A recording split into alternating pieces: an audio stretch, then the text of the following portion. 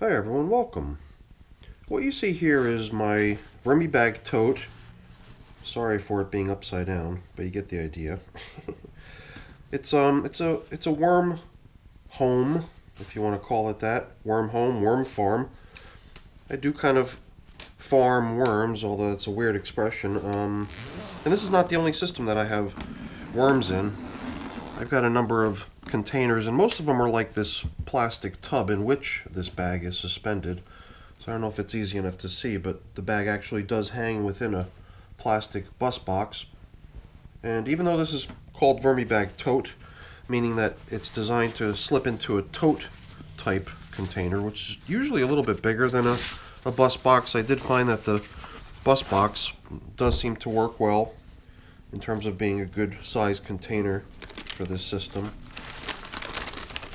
This worm population, like I said earlier, is one of many that I have, but it's the only system in which I run a combination of worms that's generally known in the worm farming game as the mixed variety, because there are certain types of composting worms that live and work well together. In this case, they've got the red wigglers and the Indian blue worms and the European night crawlers teaming up to make up what they refer to in a lot of cases as sort of the red worm mix, because they all have sort of this red-ish appearance.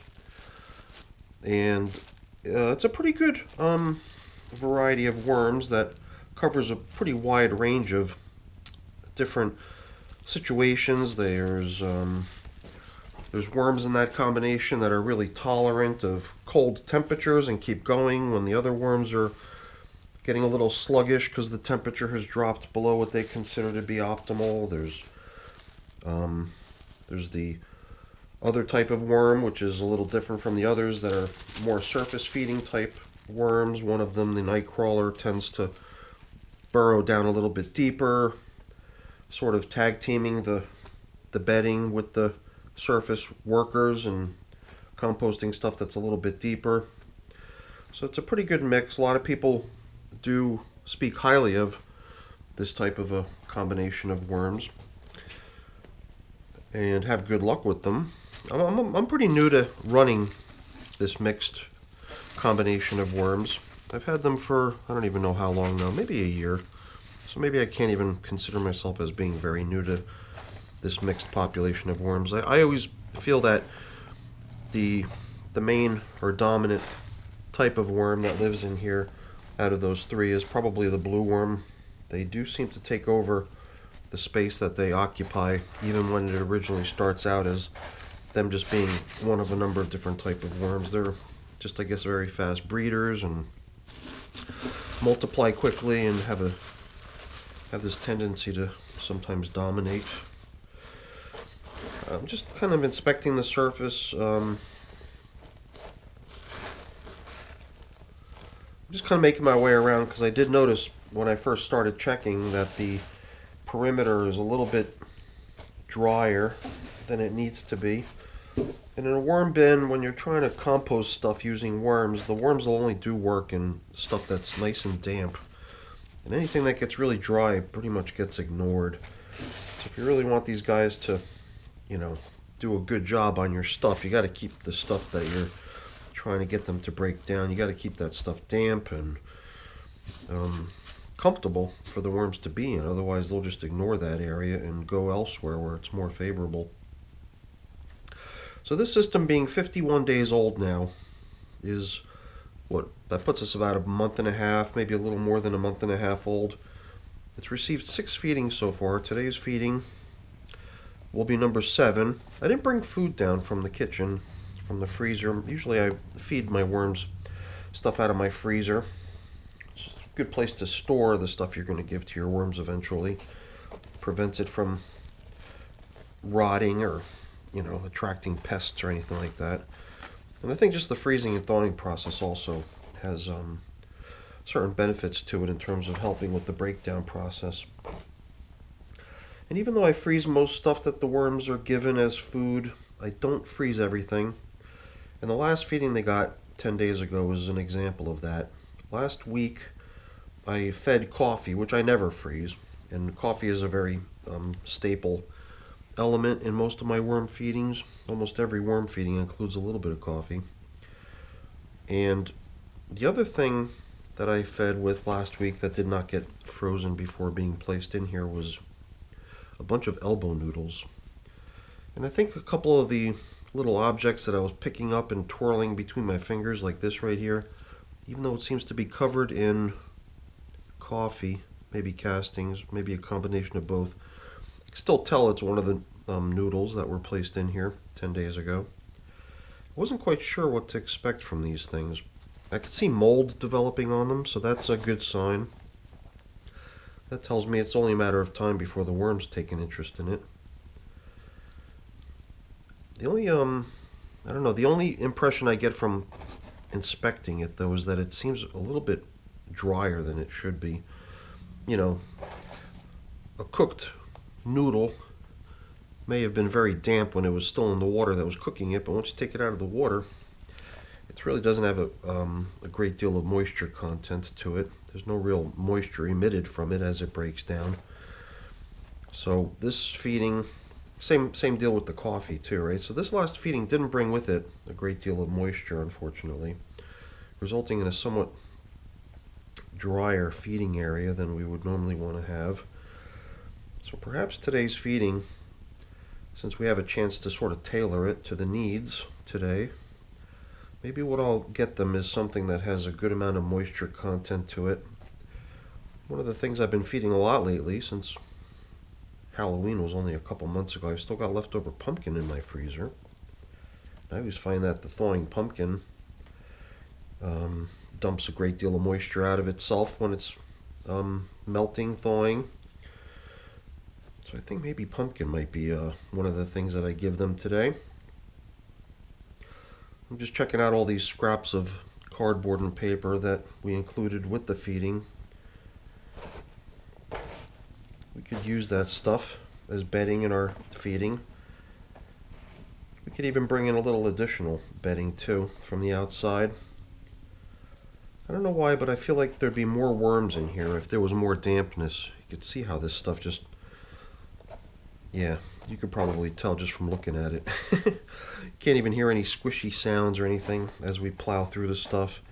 Here and there I just found little tiny pockets of lingering remaining moisture, probably from the food they got previously, which would take us back 17 days.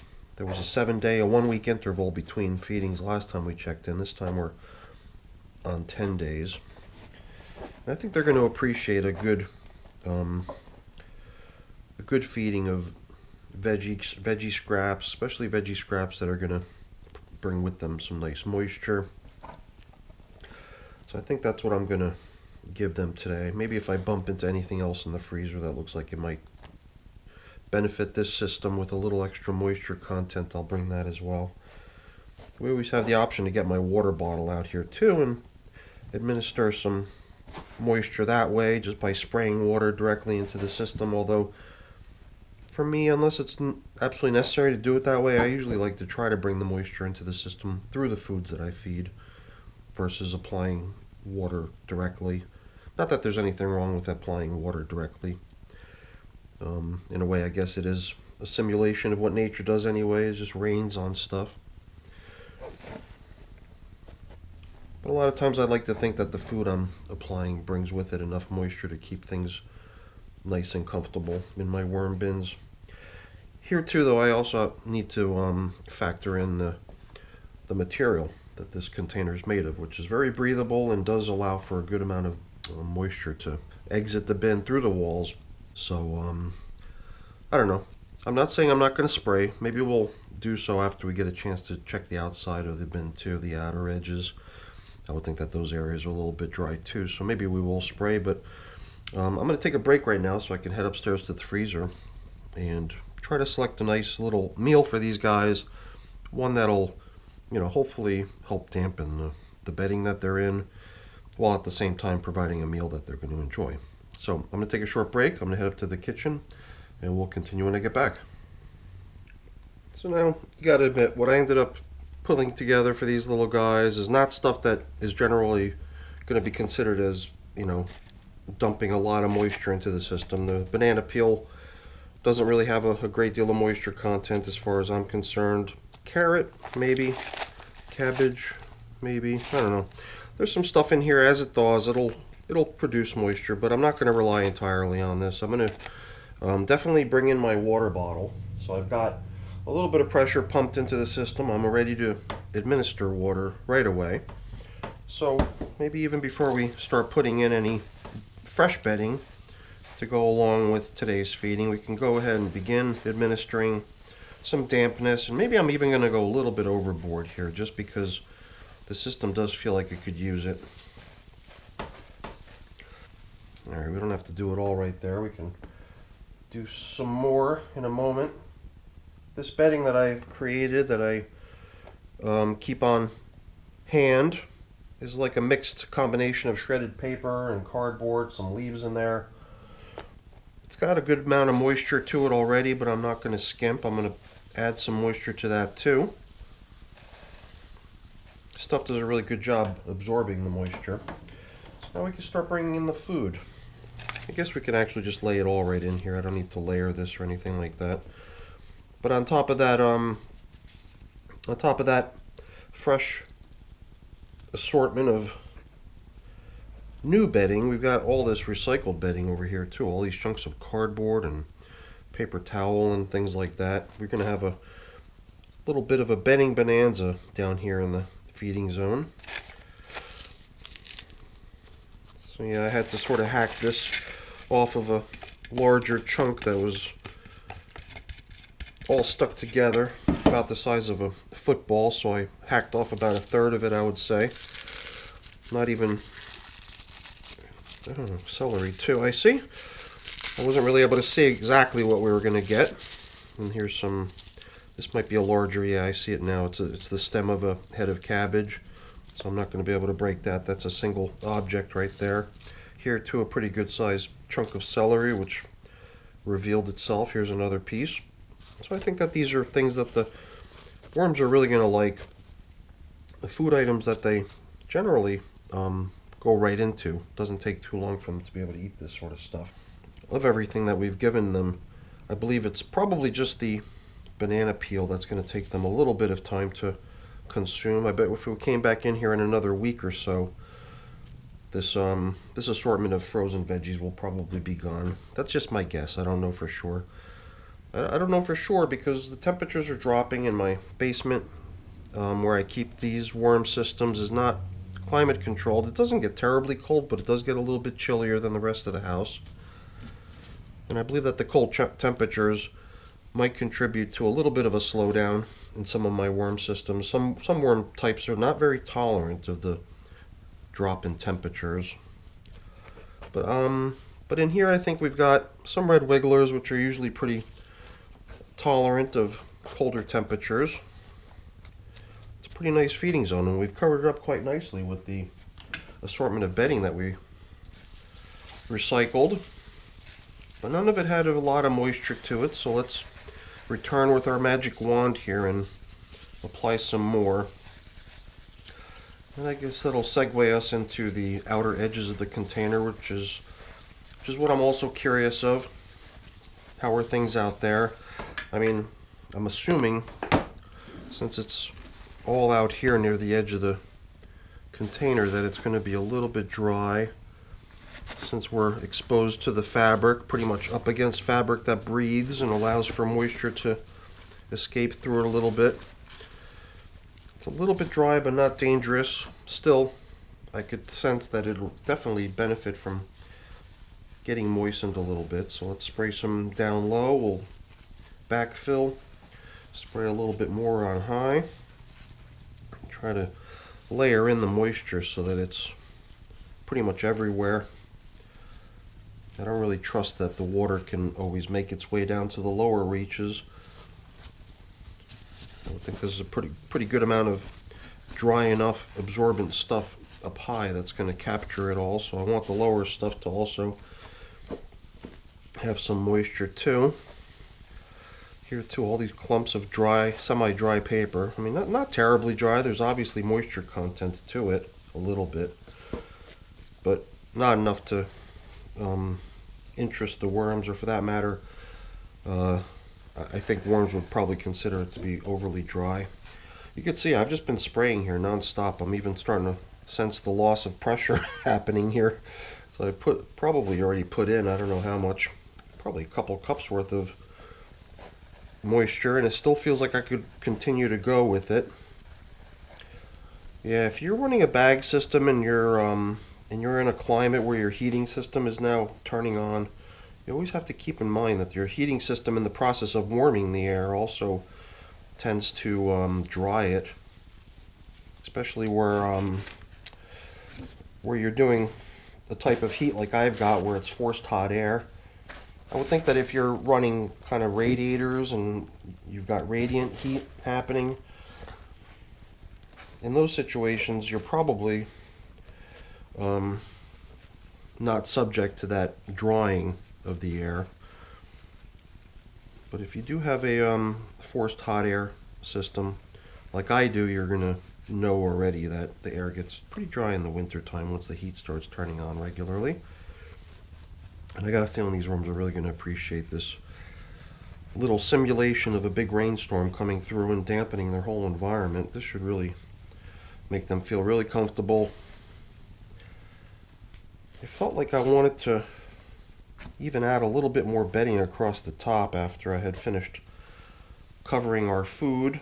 I thought we'd need more, but it does seem like the stuff we pulled out of the sides after it was kind of fluffed up did manage to pretty neatly cover the feeding area. I don't know if we need to add any more. I just worry, I feel like I've been kind of overly generous on the bedding lately, and I get to that point where I top off the system's capacity, maybe prematurely, when there'd still be time for maybe a few more additions of material that needs to be composted. I run out of room because I've got so much bedding going on. I'm sure the worms aren't complaining, because you know they like it. There's a little bit of mold growing on this little piece of noodle. I got my sprayer here. We could rinse it off and check it out. In the past, when I've done cereal type stuff, like breakfast cereal, the stuff seems to turn to a goo. Noodles also, in my book, usually seem like they turn to a goo over time. So I was kind of expecting to see that these elbow noodles after 10 days would also start into that sort of similar breakdown process. In this case, it might take a little longer. These noodles don't seem like they're... Well, I mean, the fact that they're covered in mold means, you know, the microscopic life is already hard at work breaking it down. And it'll soon transform into something that the worms can also utilize.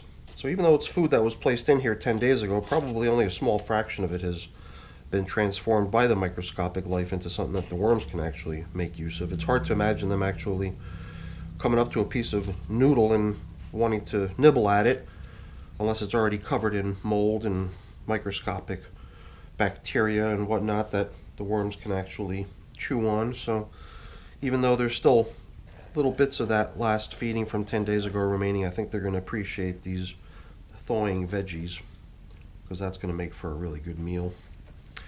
Alright, well, how do you like that? I was able to take care of cleaning off my glove at the same time here, rather than flushing all that castings material and everything down into the sink. We've actually kept it in the system. I might have to do this more often. I don't even have to go to the sink now to put my glove away. Excellent. Alright, so, you know, it doesn't matter because I'm going to still get a little bit soiled here as we restore the coverings, because these things have some castings and some other things attached to them. I think this was the top layer with all the castings dumped on it from the worms visiting it. That's kind of cool. I guess we'll flip it over. Maybe if they keep visiting, they'll encounter this residual coffee that's on these filters still. Maybe they'll nibble it away and continue leaving their castings. I don't know why. I'm just kind of going with what was here when we found it. I could easily just do away with these bubble wrap segments, since there's that last piece of plastic bag coming over the entire system to cover the entire top, or at least a good portion of the entire top. But since we originally started out with the small pieces and then later added this larger piece of plastic, I've just not taken the time to consolidate plastic coverings at this point. We're just returning everything more or less the way we found it, which is fine. And even here, I've got this piece of paper bag, which is really not performing any function. Perhaps at best it's keeping light out, since these coverings are all translucent plastic. But by the time the light goes through this filter top on the bag, and by the time it will get through that red plastic and everything, I think it's not bright enough to scare off any worms. Perhaps that paper bag can be used as bedding at some point in the near future and put it to some better use than what it's doing now. But that's it. We're pretty much done here. Still looks like I've got to go clean off this glove and put things away. So I'm not going to keep you around for all those things. Those things are boring. Before I go there really quickly, let me just say thank you. Thanks so much for watching. Hopefully you enjoyed the video. If you did, as always, please remember to leave me a quick thumbs up. That's always very much appreciated. And if you haven't done so already, please also consider subscribing to the channel. That's very much appreciated too. All right, everyone, have a great day. Thanks for watching.